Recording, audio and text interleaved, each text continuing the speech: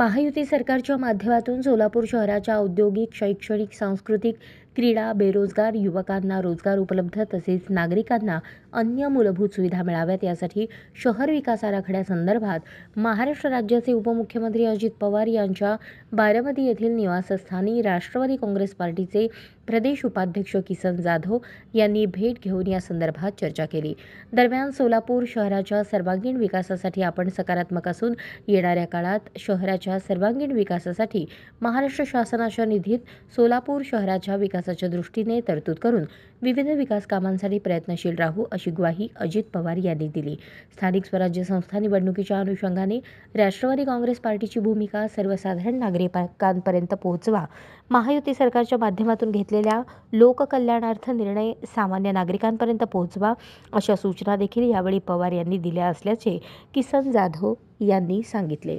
याप्रसंगी बारामती जिल्हा परिषद सदस्य कुलदीप तावरे, राष्ट्रवादी शहर संघटक ऋषी येवले, माणिक कांबळे, महादेव राठोड, फुलगप्पा शासन, दीपक आरकेल यांची वर्ल्ड ऑफ वुमेन्स संघटनेच्या संस्थापक अध्यक्षा विद्या लोलगे यांच्या नेतृत्वाखाली सोमवारी जिल्हा प्रशासनाला निवेदन देण्यात आले।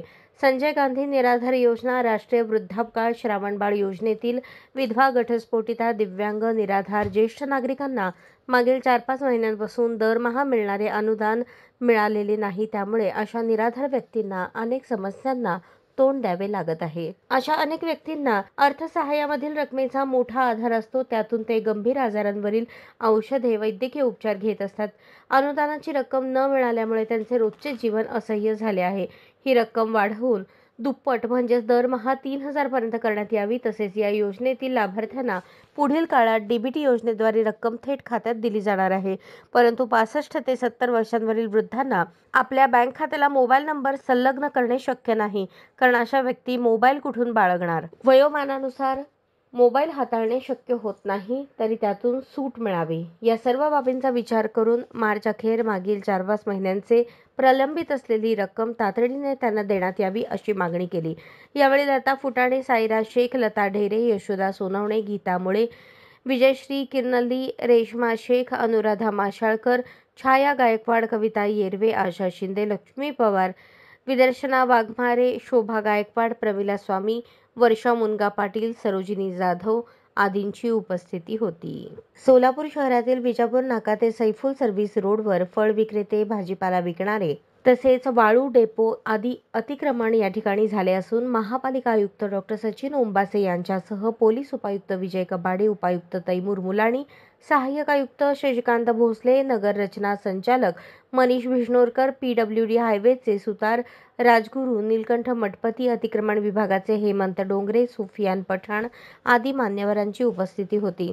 विजापूर नाका ते सैफुल सर्व्हिस रोडवरील रस्त्याच्या दोन्ही बाजूला अनधिकृत खोकी, लाकडी खोके, खाद्यपदार्थ, चायनीजच्या गाड्या, कच्चे बांधकाम केलेले गोडाऊन, लोखंडी खोके आदींचे अतिक्रमण झाले असून ते अतिक्रमण ज्यांचे आहे त्यांनी स्वतःहून काढून घ्यावे असे आवाहन आयुक्त डॉ. सचिन ओंबासे यांनी केले। नवी दिल्ली संसद भवन परिसरात पत्रकारांशी बोलताना सोलापूर लोकसभा मतदारसंघाच्या खासदार प्रणिती शिंदे म्हणाल्या, महाराष्ट्र हे पुरोगामी आणि प्रगतिशील राज्य आहे, पण सध्या महाराष्ट्रात सत्ताधाऱ्यांच्या सहकार्याने सेट आणि कार्यालयाचे तोडफोड, खून, बलात्कार, विनयभंग आदी प्रकार सुरू आहेत। त्यांच्याकडे दुसरे कुठलेही काम नाही। शेतकऱ्यांचे प्रश्न, बेरोजगार युवकांचे प्रश्न, कायदा सुव्यवस्थेचा प्रश्न, महिलांवरील अत्याचाराचा प्रश्न यांसारखे अनेक प्रश्न उभे आहेत। महाराष्ट्र शासन आर्थिक अडचणीत आहेत, त्यामुळे कुठलेही विकास कामे होताना दिसून येत नाहीत। म्हणून लोकांच्या मूळ प्रश्नावरून लक्ष वळवण्यासाठी धार्मिक ध्रुवीकरण आणि बिनकामाचे प्रश्न उकरून काढत आहेत। देशात व्यक्ती स्वातंत्र्य असताना कुणाल कामरा विनोदी कलाकार असून त्यांनी करमणूक म्हणून एक विरोध केला, त्यामुळे त्यांच्या सेटची तोडफोड करण्यात आली। हे लोक संविधान आणि लोकशाहीला मानत नाहीत। आजपर्यंत महाराष्ट्रात असे घडले नाही। त्यांच्यासारखी भाषा निवडणुकीत अनेक नेत्यांनी आजपर्यंत वापरली आहे। त्यांनी यापेक्षा वेगळे काही बोललेले नाही। या तोडफोडीसारख्या घटना महाराष्ट्रावर दूरगामी परिणाम करणाऱ्या आहेत। इतिहास अभ्यासक इंद्रजित सावंत यांना धमकी प्रकरणातील आरोपी प्रशांत कोरटकरला अखेर तेलंगणातून अटक करण्यात आली। छत्रपती शिवाजी महाराज आणि छत्रपती संभाजी महाराज यांच्याविषयी आक्षेपार्ह वक्तव्य केल्याचाही त्यांच्यावर आरोप आहे। गेल्या 4 दिवसांपूर्वी चंद्रपुरातील एका हॉटेलमध्ये मुक्कामी होता।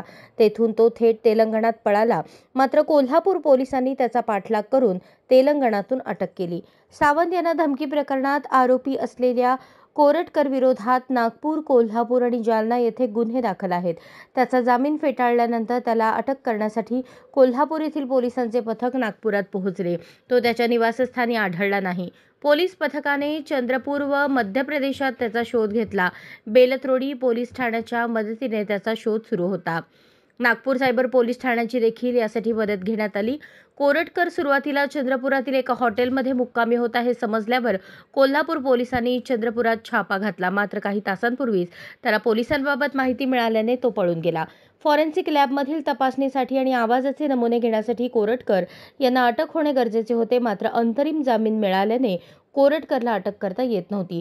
कोरटकर ज्या वाहनातून फिरत होता त्या वाहनाच्या मागावर कोल्हापूर पोलिसांचे एक पथक होते. कोरटकरने चंद्रपुरातून एका क्रिकेट बुकीच्या कारने पळ काढला. त्यानंतर काही अंतरावर गेल्यावर त्याने दुसऱ्या वाहनातून प्रवास सुरू केला. त्यामुळे कोल्हापूर पोलिसांना तपासात अडचणी आल्या. अखेर कोल्हापूर पोलिसांना दुसऱ्या वाहनाचा देखील शोध लागल्याने तेलंगणा येथे जाऊन कोरटकरला बेड्या ठोकल्या. Centre for monitoring Indian economy ही भारतातील महत्त्वाची आर्थिक माहिती पुरवणारी संस्था आहे. ती आर्थिक धोरणे ठरवण्यासाठी, गुंतवणूकदारांना माहिती पुरवण्यासाठी आणि संशोधकांना आकडेवारीसाठी उपयुक्त ठरते. या संस्थेने नुकतेच भारताची बेरोजगारी दर सुमारे 7 ते 8% जाहीर केला.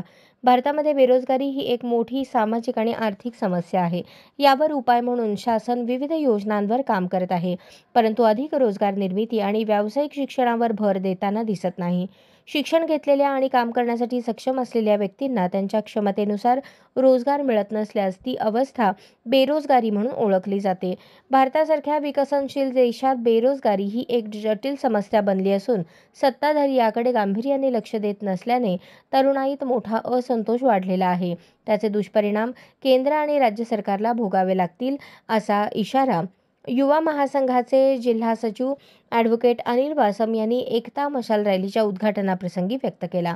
शहीद भगतसिंग सुखदेव राजगुरू यांच्या हौतात्म्य दिनी सोलापूर भारताच्या लोकशाहीवादी युवा महासंघ जिल्हा समितीच्या वतीने 23 मार्च 2025 रोजी जिल्हा अध्यक्ष विक्रम कलबुर्गी यांच्या हस्ते मशाल प्रज्वलित करून त्यांच्या नेतृत्वाखाली एकता मशाल रॅली काढून शहीदांना अभिवादन करण्यात आले. ही मशाल रॅली संध्याकाळी 6 वाजता भैया चौक येथील साहित्यरत्न कॉम्रेड अण्णाभाऊ साठे व आंतरराष्ट्रीय मानवतावादी डॉक्टर द्वारकानाथ कोटणीस यांना अभिवादन करून सुरू होईल. महामानव डॉक्टर बाबासाहेब आंबेडकर यांच्या पुतळ्यास अभिवादन करून पार्क चौक येथील सोलापूरच्या 4 हुतात्मा आणि राजमाता अहिल्यादेवी होळकर यांच्या पूर्णाकृती पुतळ्यास पुष्पहार अर्पण करून अभिवादन करून समारोप करण्यात आला.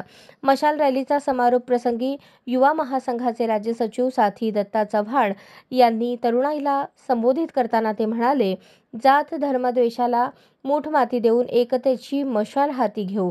या राजकारणाला आपण सर्व शक्तीपणाला लावून विरोध केला पाहिजे. युवा महासंघाचे माजी अध्यक्ष अशोक बल्ला यांनी आभार प्रदर्शन केले. यावेळी बाळकृष्ण मल्ल्याळ, विजय हरसुरे, मधुकर चिल्लाळ, दिनेश बडगू, विल्यम ससाणे, अमित मंचके, श्रीकांत कांबळे, बापू साबळे, दीपक निकंबे, सनी शेट्टी, मोहन जंगम, किशोर झेंडेकर, राहुल बुगले, सनी आमाटी, पुष्पा गुरुपनवर, अभिजित निकंबे, गोविंद सज्जन, आप्पाशा चांगले, मल्लेशम कारंपुरी, अतुल फसाले, नरेश गुल्लापल्ली, योगेश हकीम, चंद्रकांत मंजुळकर, अरुण सामल आदींनी विशेष परिश्रम घेतले. आपल्याला जो आदर्श आहे, जे आयकॉन आहेत, हे 3 जण आहेत. शहीद भगतसिंग सुखदेव राजगुरू यांनी ज्या देशाचं, ज्या समाजाचं स्वप्न पाहिलं होतं, एक विषमतामुक्त, शोषणमुक्त आणि एक समाजवादी समता मूल्य असणारं राष्ट्र, देश स्वातंत्र्यानंतर असेल, यासाठी इंग्रजाविरोधात लढताना एकीकडे इंग्रजात लढणे आणि दुसरीकडे या देशातील समाज बदलासाठी ज्यांनी आपल्या प्राणाची आहुती केली, त्यांचा आज हुतात्म्य दिवस. DYFI महाराष्ट्रामध्ये या हुतात्म्य दिनी जी आजची परिस्थिती, सध्या परिस्थिती आहे या देशात आणि राज्यात, जातीय धार्मिक वातावरण विदूषित करण्याचं काम सत्ताधारी, इथली व्यवस्था, धर्मांध शक्ती करत आहेत. याच्या विरोधात एकजूट होऊन लढण्याचं सामर्थ्य या युवकांमध्ये, या संघटनेमध्ये आहे. म्हणून एकता मार्च संबंध महाराष्ट्रामध्ये काढून इथल्या युवकांना या धार्मिक, जातीय द्वेष पसरवणाऱ्या शक्तीपासून, या मूल्यांपासून दूर ठेवून त्यांच्या रोजगार प्रश्नावरती, जगण्याच्या प्रश्नावरती संघटित करण्याचं काम DYFI करण्याचा या दिवशी निश्चय करते. संपूर्ण महाराष्ट्रामध्ये जे जातीय आणि धार्मिक तेढ निर्माण करण्याचे या ठिकाणची सत्ताधारी करत आहेत त्याच्या विरोधाची ही मोहीम आहे समजा. कारण या देशाच्या स्वातंत्र्यासाठी सर्व नागरिकांनी, सर्व धर्माच्या, सर्व जातीच्या, विविध पंथाच्या लोकांनी आपली आहुती दिली आहे. भारत टॅलेंट सर्च स्पर्धा परीक्षेत मनपा मुलांची मराठी शाळा क्रमांक 29 भवानीपेठ सोलापूरमधील विद्यार्थ्यांनी यश संपादन करत इयत्ता पहिलीमधील आराध्या पवार हिने केंद्रात दुसरा तर इयत्ता तिसरीमधील ओंकार बंदपट्टे याने केंद्रात दुसरा क्रमांक पटकावला. यावर्षी शाळेतील एकूण 28 विद्यार्थी BTS परीक्षेसाठी बसले होते. इयत्ता पहिलीमधून अनुज गायकवाड केंद्रात 6वा, दुसरीमधून लावण्या कुसळकर 6वी व रागिणी गायकवाड 7वी, तिसरीमधून भूमिका ढाले 11वी तर स्वानंदी कोळेकर 12वी, चौथीमधून अक्षरा खताळ 9वी, मोहम्मद इनामदार 12वा अशी रँक आली. शाळेतील सर्व विद्यार्थ्यांना परीक्षेला बसवण्यासाठी HDFC बँक अधिकारी व कर्मचाऱ्यांनी सहकार्य केले. या परीक्षेत शाळेचा निकाल 93% लागला असून विद्यार्थ्यांना नवनाथ माळी, गणेश धनवटे, अरुण डोके, अविनाश शिंगणे यांचे मार्गदर्शन लाभले.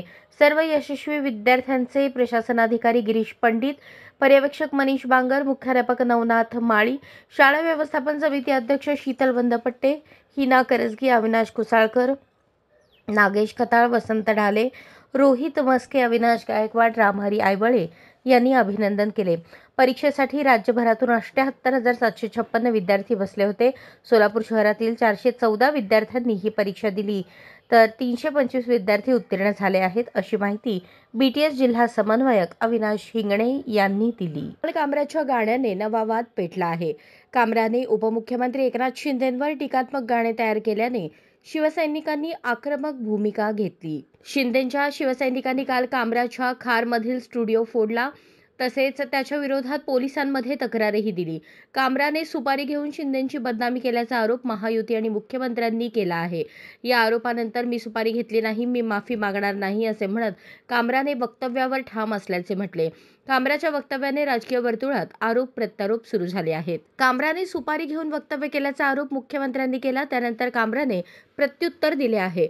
मुंबई पोलिसांनी कामराची फोनवरच प्राथमिक चौकशी केली. वक्तव्य मागे घेणार नसल्याचे कामराने पोलिसांना सांगितले.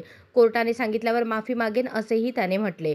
मी सुपारी घेतली नाही, बँक खाती तपासा असे कामराने पोलिसांना सांगितले. कामराच्या या वक्तव्यानंतर पोलीस काय भूमिका घेतात हे पाहणे महत्त्वाचे ठरणार आहे.